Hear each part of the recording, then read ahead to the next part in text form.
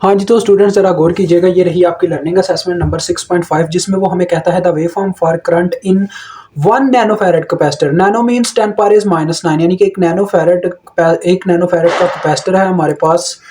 C is equal to 1 nanofarad. ठीक है, यहाँ पे मैं मेंशन किए देता हूँ बच्चों थोड़ा सा साइड पे करके, ताकि हमें नीचे स्पेस मिल सके इस पूरे क्वेश्चन को इसी पेज पे करने की।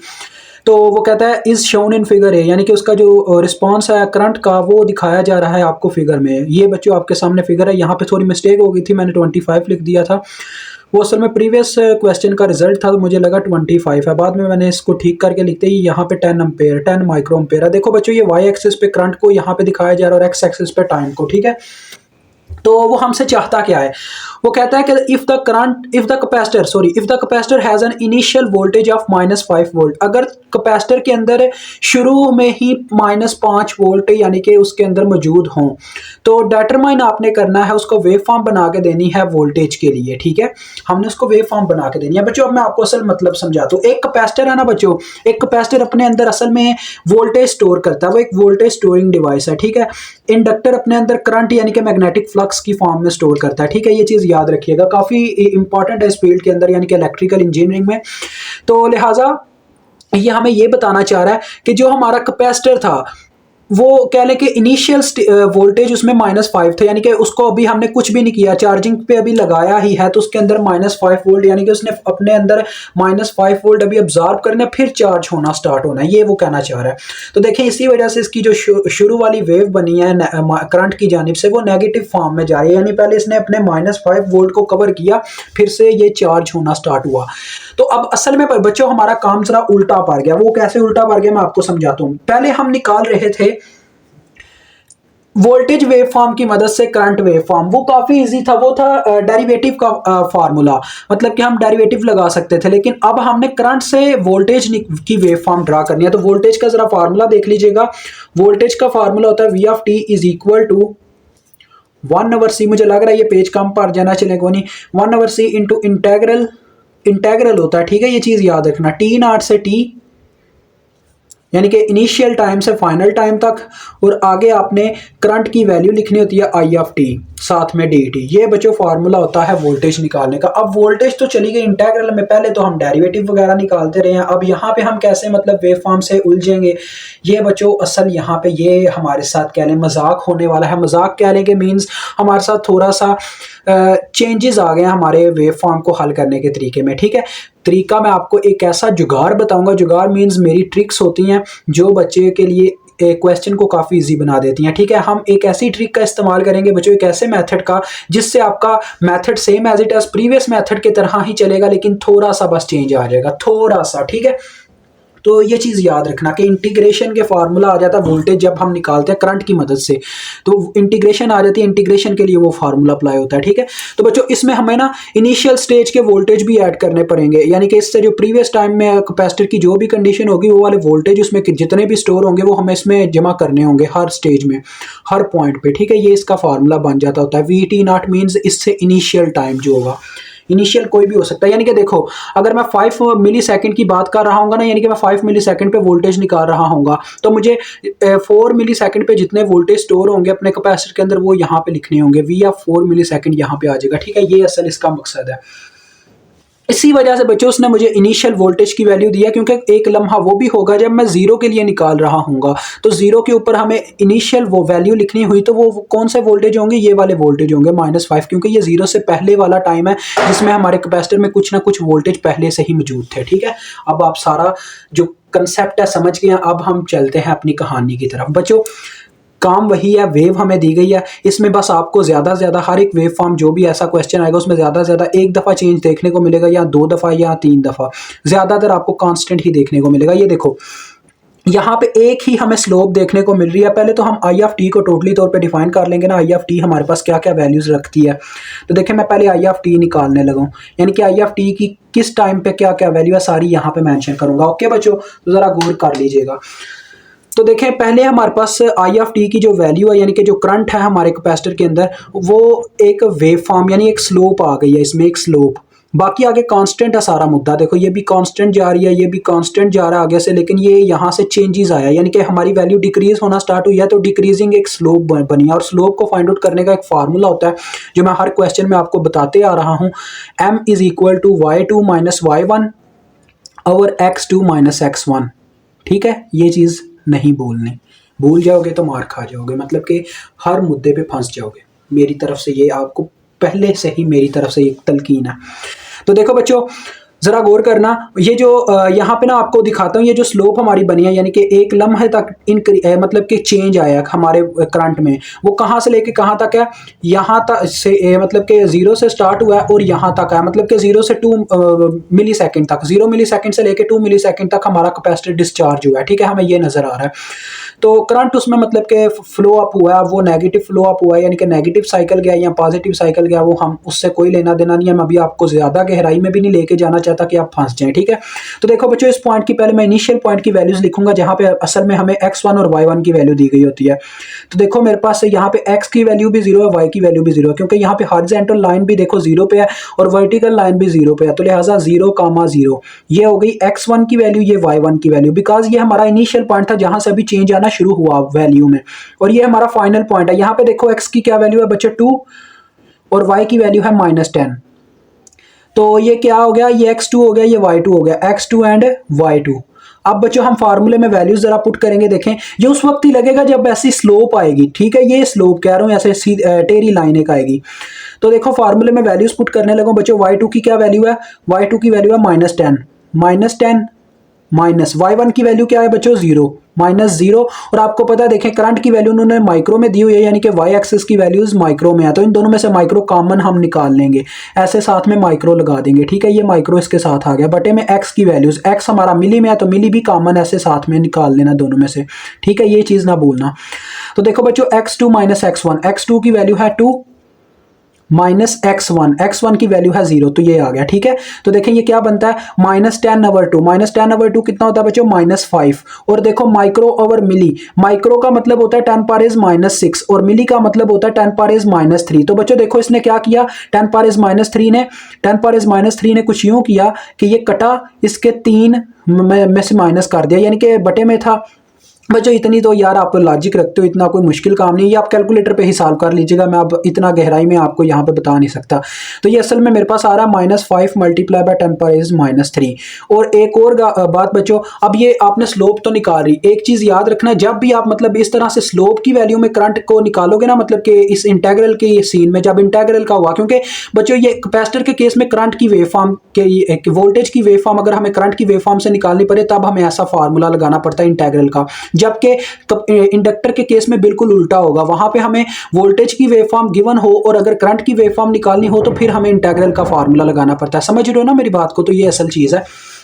तो देखो यहाँ पे अब मैं करंट की वैल्यू मेंशन करूंगा जो कि मेरे पास क्या है, -5 मल्टीप्लाई बाय 10⁻⁻3। तो बच्चों यहाँ पे असल में हम बाद में इंटेग्रल इस्तेमाल करने वाले हैं, तो ये चीज़ याद रखना, जब आप आई ऑफ टी की वैल्यू निकाल रहे होगे तो जहाँ पे चेंज आया होगा ना, यानी कि जहाँ से आपने स्लोप का फार्मूला लगा के वैल्यू निकाली होगी, उसके साथ आपने वेरिएबल मेंशन करना, जो भी वेरिएबल आपके पास होगा। टाइम ही आपके पास हमेशा वेरिएबल होना है, तो आपने इसके साथ टी भी लगा देना है, जहाँ पे स्लोप के थ्रू आपने वैल्यू निकाली होगी इस फार्मूले से। ठीक है, टी साथ में लगा देना है। ओके हो गया। टाइम मेंशन करो कितने टाइम तक, 0 मिली सेकेंड से लेके हमने ये निकाली है वैल्यू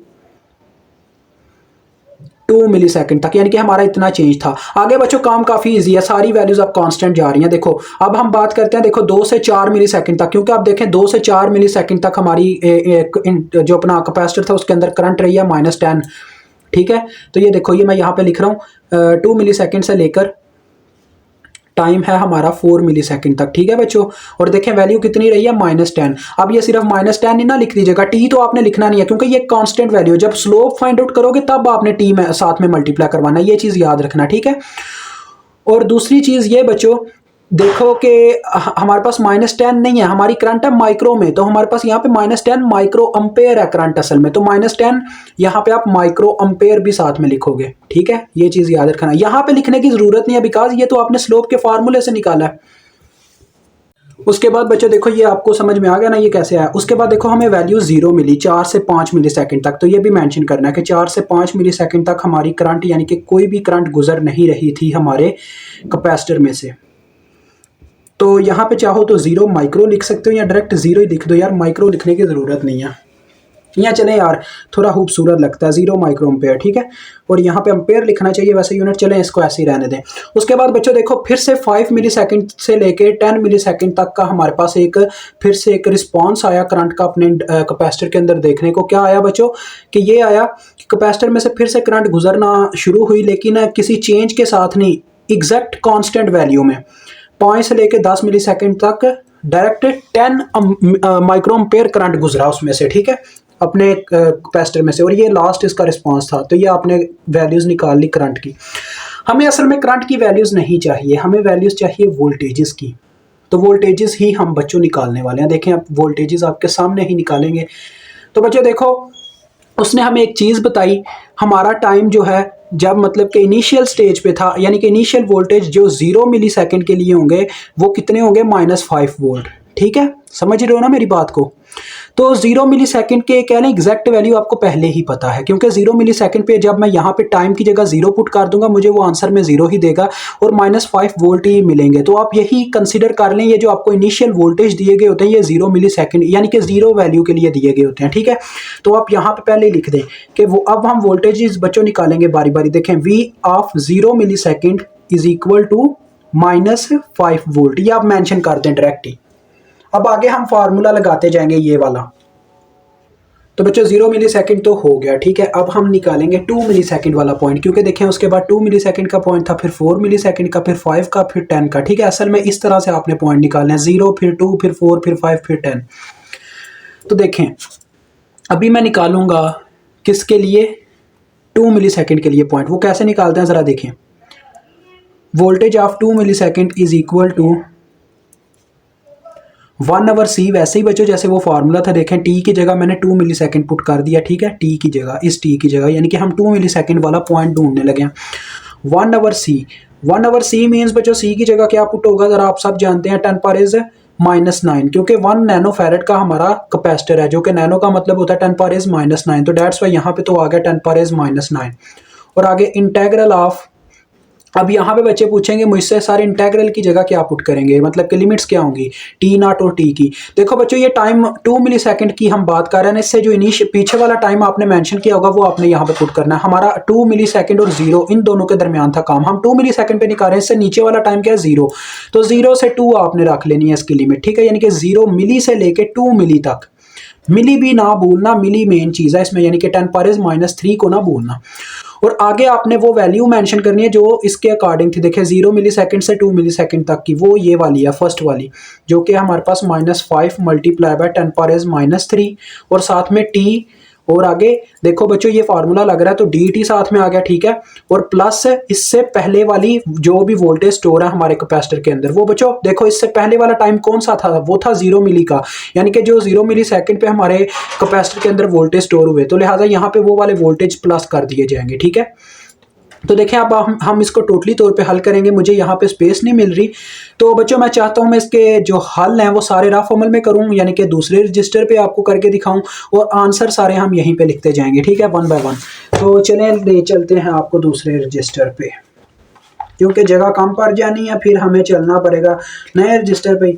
तो उससे अच्छा हम यहीं पे इसको मुकम्मल यहीं पे करें। तो चलो बच्चों मुकम्मल यहीं पे करते हैं जितना हो सका। देखो ये बच्चों जरा गौर कीजिएगा, -5 और मल्टीप्लाई बाय 10 पावर इज -3, ये दोनों बाहर आ गए, ठीक है। -5 मल्टीप्लाई बाय 10 पावर इज -3 और बटे में है 10 पावर इज -9। और अंदर देखो बच्चों सिर्फ रह गया होगा टी डी टी। अभी मैं आपको इसका जरा ना इंटेग्रल लेके दिखाता हूँ टी डी टी का क्या होता है। ये देखो इस t का अगर हम डेरिवेटिव लेते तो 1 आता है, तो इसके साथ इसका डेरिवेटिव मौजूद है, इसके ऊपर लगेगा पावर रूल, क्योंकि ये इंटीग्रेशन है, इंटीग्रेशन इसी तरह से वर्क करती है। इसके ऊपर लगेगा पावर रूल। पावर रूल कैसे वर्क करता है बच्चों, इसकी पावर में एक प्लस कर दिया जाएगा और इसी पावर से डिवाइड कर दिया जाएगा, जो कि बनता है 1 + 1 2। तो ये तो आ गया सिंपल में, लेकिन साथ में लिमिट्स है तो साथ में लिमिट्स भी आ जाएंगी 0 मिली से लेके 2 मिली तक, ठीक है। ये आ जाएगा। तो देखो अब यहाँ पे मैं डायरेक्ट इसका वो इंटेग्रल पुट करने लगूँ, जो आता है वो आता है टी स्केयर ओवर 2। तो बच्चों ये जो 2 है ये बटे में आना, इस 2 को आप बाहर ही ले आओ, मतलब कि ये इस तरह से होगा ना, टी स्केयर ओवर 2 और साथ में ऐसे लिमिट्स 0 मिली से 2 मिली, ठीक है। और साथ में आप ये वाली वैल्यू पुट कर दो, ये क्या है 0 मिली सेकेंड पे हमारे पास -5 है, तो ये आ गई विच इज़ इक्वल टू, देखें बच्चों ये निकलने वाला बस। अब आप सबको पता होना चाहिए, ये देखें ये 2 इसके साथ मल्टीप्लाई हो रहा है, ठीक है, ये 2 इसके साथ मल्टीप्लाई हो रहा है। टी स्केयर हम कैसे निकालेंगे, upper limit minus lower limit. ये चलो मैं आप ग्राफ फॉर्मूले में कर लेता हूँ क्योंकि दूसरा तो कर नहीं सका, आपको समझाने के चक्कर में ये कर लेते हैं। देखिए टी का स्केयर मीन्स बच्चों upper limit minus lower limit हमने पुट करनी है। तो पहले टी की जगह अपर लिमिट पुट होगी जो कि 2 मिली है, 2 मिली का ऐसे स्केयर आएगा माइनस लोअर लिमिट, फिर 0 मिली पुट होगा उसका स्केयर आएगा। देखो बच्चों क्या बन जाता है, मिली का स्केयर ले तो वो बन जाता होता है माइक्रो, ये चीज याद रखना। 10 पावर इज -3 का आप स्केयर ले तो बन जाता है 10 पावर इज -6, तो वो माइक्रो होता है, तो ये बन जाएगा 4 माइक्रो, 2 का स्केयर 4, तो ये आ गया 4 माइक्रो माइनस 0 माइक्रो, तो ये कितना आ गया 4 माइक्रो, मतलब कि 4 ज़रबे 10 की पावर -6, ये चीज बन गई बच्चों।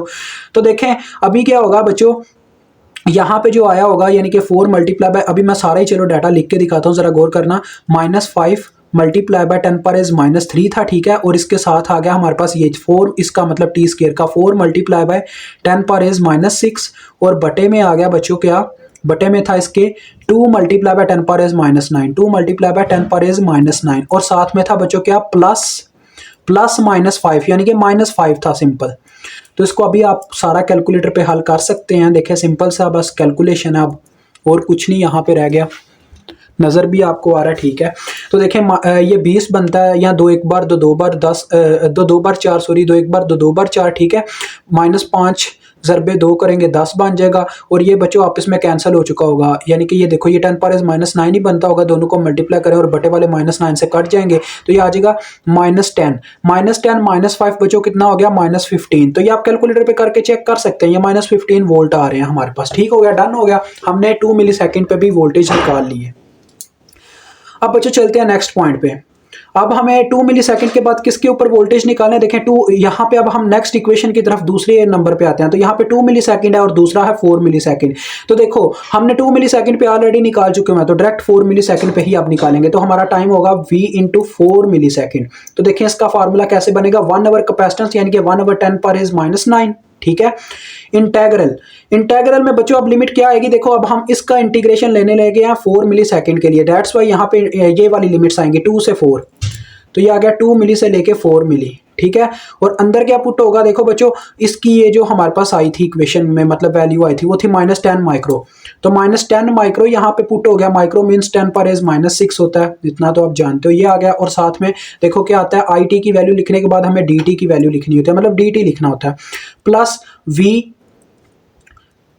टी नॉट मतलब कि इनिशियल वैल्यू, इससे पहले वाला वैल्यू, जो मतलब इससे पहले अपने कैपेसिटर के अंदर वोल्टेज स्टोर थे बच्चों, कौन से वोल्टेज स्टोर थे, जो 2 मिली सेकेंड के वोल्टेज थे, मींस हमारे पास जो अपने कैपेसिटर में वोल्टेज 4 मिली सेकेंड से पहले स्टोर थे वो थे 2 मिली सेकेंड तक, वो थे -15, वो वाले अब हमने इनिशियल इसके वो वाले वोल्टेज बनता है, मतलब इससे पीछे वाले वोल्टेज हमेशा लिखने हैं, एक कदम पीछे जो रहना है, ठीक है, ये असल मकसद है इसका। तो देखो बच्चों ये कांस्टेंट टर्म है, इसने बाहर निकल जाना है, -10 मल्टीप्लाई बाय 10 पावर इज -6, ये बाहर आ गई, ठीक है, -10 मल्टीप्लाई बाय 10 पावर इज -6 ऐसे बाहर आ गई, और बटे में है 10 पावर इज -9, और अंदर देखो ये सारा बच्चों अब मैं साइड पे ही हल करना चाहूंगा क्योंकि बार बार ऐसे नहीं चल सकता कि मैं यहीं पे हल करूं, वो स्टेप इतने बढ़ जाते हैं कि आपको पता है फिर ये जगह कम पड़ जाएगी। देखो ये सारा बाहर चला गया, सिर्फ डी टी और इंटेग्रल रह गया, तो इस तरह से आ जाएगा। देखो बच्चों डी टी आगे वाला सारा इजी है, वो आप टेंशन ना लो, साथ में 2 मिली से लेके 4 मिली तक की लिमिट। तो देखो बच्चों ये कैसे हल होगी, जरा गौर करना। डेरिवेटिव जब कोई वेरिएबल मौजूद ही नहीं है इनके सेंटर में, तो डेरिवेटिव और इंटेग्रल ऐसे ही वर्क करेंगे जैसे एक वायरस तो दूसरा एंटीवायरस, ये एक दूसरे को खा जाएंगे, मतलब कट कर जाएंगे, सिर्फ टी रह चुका होगा, टी में ऐसे लिमिट्स आ जाएंगी 4 मिली से 2 मिली तक, यानी ये ऐसे आ जाएगा टी 2 मिली से लेके 4 मिली तक, ठीक है। अब लिमिट्स पुट होंगी, आपको पता है upper limit minus lower limit वही 4 मिली माइनस 2 मिली आ जाएगा, तो ये कितना बचता है, देख बचते ही 2 मिली है, तो यानी कि इंटीग्रेशन हमें 2 मिली देने वाली है सारा ये हल करने के बाद, तो 2 मिली आ गया, इसका मतलब कि 2 मल्टीप्लाई बाय 10 पावर इज -3 है बच्चों, देखो मैंने निकाल के साथ में लगा दिया इसके, ठीक है। और आगे था प्लस v2 मिली सेकेंड की वैल्यू, v2 मिली सेकेंड की वैल्यू कितनी है बच्चों -15, तो प्लस माइनस माइनस ही हो जाना, -15 इसमें से कर देंगे। अब देखते हैं हमें क्या आंसर मिलता है, इस पे यहाँ पे करके लिखता हूँ ताकि इसी लाइन पे आ जाए। देखो बच्चों क्या होगा, 10 पावर इज -9 इस 10 पावर इज -6 और 10 पावर इज -3 को खा जाएगा, मतलब कट कर जाएगा ना। कैलकुलेटर आप कर सकते हो। -20 आ रहा है, -10 मल्टीप्लाई बाय 2 -20 -15 कितना होता है -35। तो ये -35 वोल्ट आ गए आपके पास V4 मिली सेकेंड पे। ठीक है, ओके हो गया, डन हो गया। अब कुछ बच्चे ये भी गलती कर जाएंगे, वो कहेंगे 0 माइक्रो एम्पेयर यहाँ पे आया हुआ 4 मिली से 5 मिली तक, तो हमें 5 मिली सेकेंड के ऊपर वोल्टेज निकालने की जरूरत नहीं है, बिकॉज वो 0 माइक्रो है तो 0 ही रह जाएगा। नहीं बच्चों, ऐसा नहीं होता। यहाँ पे भी आपको वोल्टेज निकालने पड़ेंगे जहाँ पे 0 है। देखो कैसे, V5 मिली सेकेंड पे मैं निकालने लगूँ, वो कैसे निकालूंगा जरा गौर करना। फार्मूला वही बच्चों, 1 ओवर कैपेसिटेंस, जो कि कैपेसिटेंस की वैल्यू आपको पता है 1 नैनो फैरेड है, तो वो ये मैं नैनो फैरेड वो वाली वैल्यू लिख रहा हूँ। नैनो का मतलब होता है 10 पावर इज -9। दैट्स वाई मैं बार बार ये वाले फार्मूले में वैल्यूज पुट करता जा रहा हूँ। ठीक है, हर एक लिमिट के अकॉर्डिंग। अब देखो बच्चों, इसमें लिमिट कहाँ से कहाँ तक आएगी। अब हम इस इक्वेशन से जुड़ रहे हैं, मतलब कि इसके साथ तालमेल कर रहे हैं, तो दैट्स वाई ये वाली लिमिट्स आएंगी 4 से 5, 4 मिली से 5 मिली। बट इसके यहाँ पे जो मतलब कि आई ऑफ टी की वैल्यू वो है 0 माइक्रो, और साथ में ये करंट की वैल्यू आ गई, साथ में dt आ गया। ठीक है, और प्लस इससे जो प्रीवियस वाले इनिशियल वोल्टेज थे वो हमने लिखना है VT0, यानी कि इससे पहले मतलब कि कितने वोल्टेज स्टोर थे अपने कैपेसिटर के अंदर। तो वो बच्चों कौन से वोल्टेज हैं, V4 मिली सेकेंड वाले, क्योंकि इससे पहले 4 मिली सेकेंड का पॉइंट था। तो देखो असल ये बात है बच्चों, अब आप कुछ बच्चे बोलने वाले थे सर ये जब 0 हो ही जाना, क्योंकि 0 से कोई भी चीज़ मल्टीप्लाई वो 0 हो जाती है, इसने 0 हो ही जाना, तो आप क्यों लिख रहे हो। असल में मैं आपको ये चीज़ बताना चाह रहा था, यानी कि इस लम्हे के अंदर कैपेसिटर के साथ कोई आगे पीछे वोल्टेज का कुछ नहीं होने वाला, यानी कि कोई इस पर असर नहीं पड़ने वाला। डैट्स वाई वो देखो ये 0 हो गया और ये -35 पुट किया, तो ये -35 के 35 ही रहे। ये चीज़ बस आपको समझानी थी। ओके, अब मैं यहाँ पे पॉइंट्स मैंशन कर देता हूँ ताकि हमें याद रहे कहाँ कहाँ वैल्यू मिल लिखी हुई है। हमने 1 ये दूसरे की, ठीक है, उसके बाद ये 4 मिली वाले की तीसरे की, ये हमारे चौथे पॉइंट की। अब निकालने लगे हैं हम पांचवें पॉइंट की। पांचवा पॉइंट शायद मेरे ख्याल में लास्ट पॉइंट है जी बच्चों। उसके बाद हम वेव फॉर्म ड्रा करेंगे और जो इसका मतलब रहता हुआ वो भी डन कर देंगे। देखें, अब मुझे निकालना है वोल्टेज 10 मिली सेकंड पे, क्योंकि 5 मिली सेकंड पे तो हो गया, 10 मिली सेकंड पे आते हैं। अब देखो बच्चों, इक्वेशन वही फार्मूला, यानी कि 1 ओवर सी की वैल्यू, सी की कितनी वैल्यू है, 10 पावर इज -9, 1 नैनो फैराड है। तो उसके बाद इंटीग्रेशन ऑफ करंट, वो देखे ना ये वाला फार्मूला अप्लाई हो रहा है, ये जो आपको नजर आ रहा है। तो देखो लिमिट्स कौन सी आएंगी, ये वाली हम इक्वेशन इस्तेमाल करने वाला है। तो 5 से 10, 5 मिली से 10 मिली, और उसके बाद देखो बच्चों हमारी करंट की क्या वैल्यू है, 10 माइक्रो, मतलब कि 10 मल्टीप्लाई बाय 10 पर इज -6 आ गया। ये करंट की वैल्यू आ गई, dt आ गया, प्लस इससे इनिशियल टाइम के वोल्टेजेस की वैल्यू लिखनी है, यानी कि v इंटू T0 बच्चों कौन सा बनेगा, इससे इनिशियल टाइम वाले वोल्टेज कौन से हैं, 5 मिली सेकेंड वाले हैं, तो लिहाजा V5 मिली सेकेंड आ जाएगा। ठीक है, ये इसका असल फार्मूला बनेगा। देखो बच्चों होने वाला क्या है, ये इंटेग्रल आगे भी मैंने आपको सॉल्व करके दिखाया, बस वो लिमिट्स और थी, तो लिहाजा मुझे इसको अब फिर से करना पड़ेगा आपके लिए। तो चले हम यहीं कहीं पे करते हैं इसको, यहाँ पे ये देखो अभी लिमिट्स है मेरे पास बच्चों, देखो 5 से 10, 5 मिली से 10 मिली, और ये कांस्टेंट टर्म में सारी ने बाहर चले गए होना, सिर्फ dt रह गया होना। तो ऐसे dt रह गया, और मैंने आपको बताया था जब कोई वेरिएबल नहीं होता तो एक वायरस तो दूसरा एंटीवायरस आपस में कैंसिल, तो सिर्फ t रह गया होगा। t में लिमिट्स पुट हो जाएंगी, upper limit minus lower limit, जैसे यहाँ पे मैंने ये लगाई थी ना लाइन, ऐसे यहाँ पे एक दफ़ा लगानी है।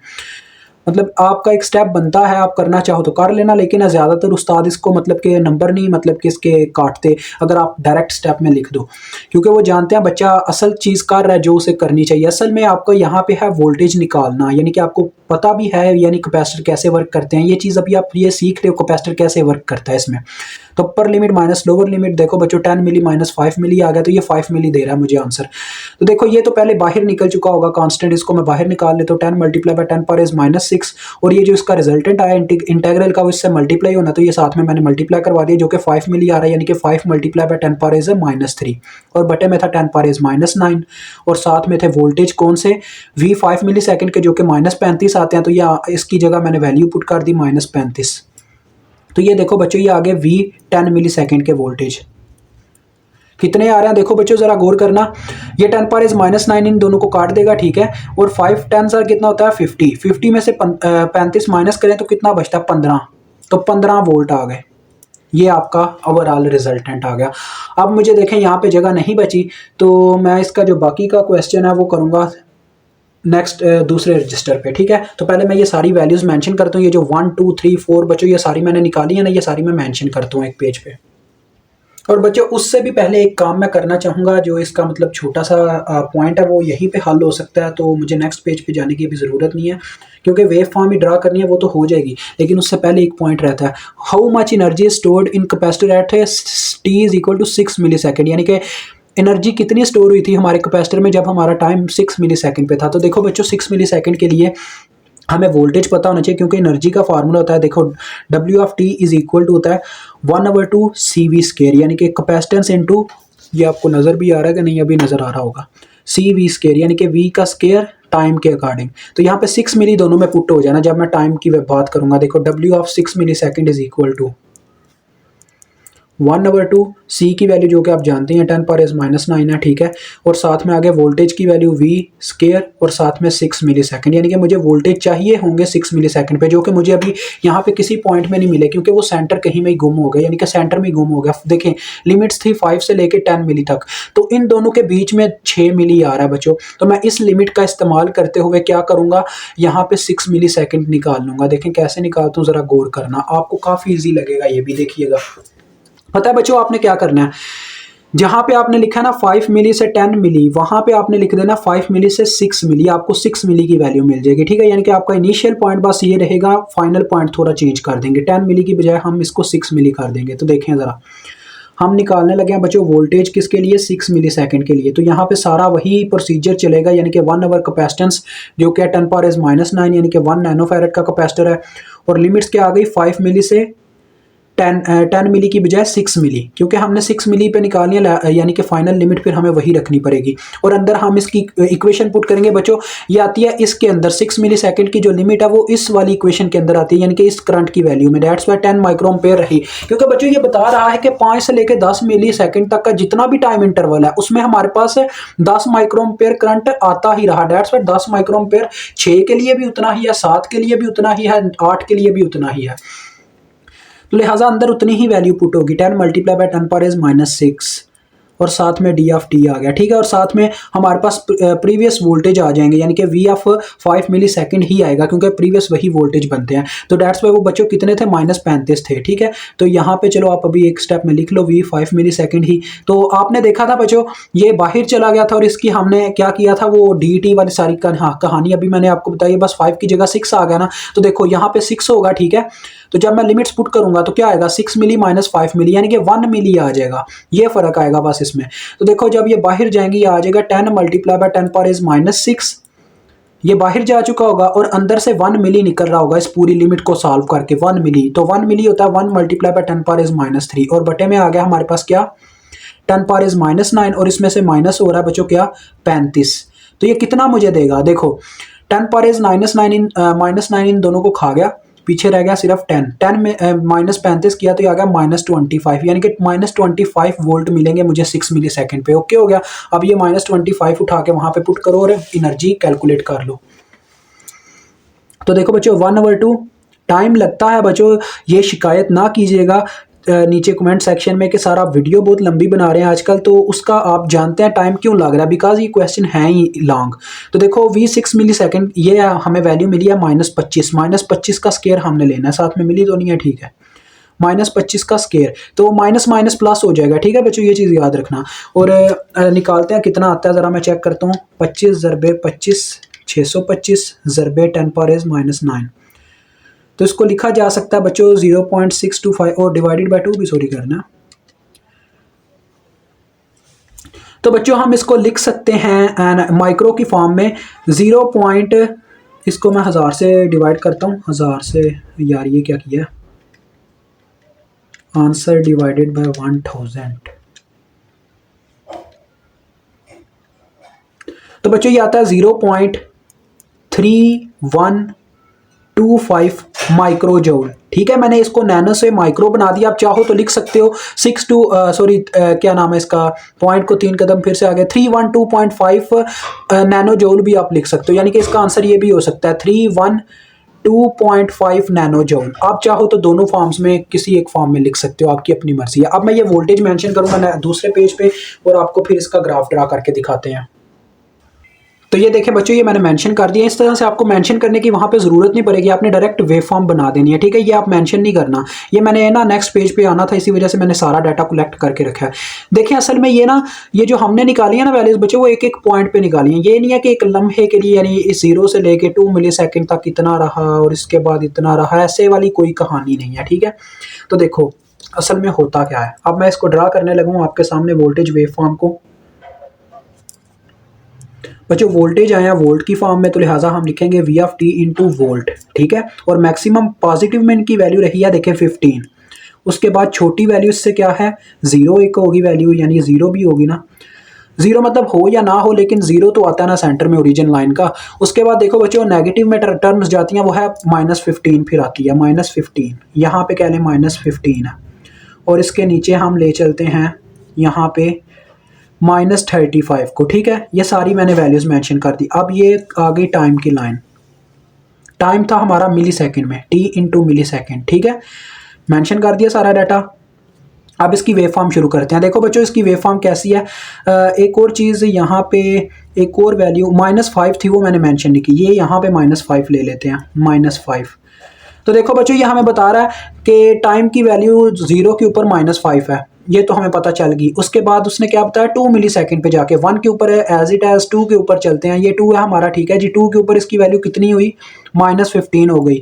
तो ये मैं पॉइंट लगा देता हूँ, ये देखें ये पॉइंट आ रहा है 2 मिली सेकेंड पे जाके। तो ये लाइन आपने ना ऐसे थोड़ी लगानी है कि जैसे ये डिक्रीज कर रही है ऐसे टेरी करके, ठीक है। आपने वैसे लाइन नहीं लगानी जैसे वो उसने हमें ऐसे स्लोप दी हुई थी, ये स्लोप की फॉर्म में नहीं आएगा, क्योंकि जो आप इंटेग्रल से निकालते हो ना बच्चों कर्व, वो हमेशा ऐसे टेरी एक अजीब सी लाइन होती है, वो स्लोप की फॉर्म में नहीं होती।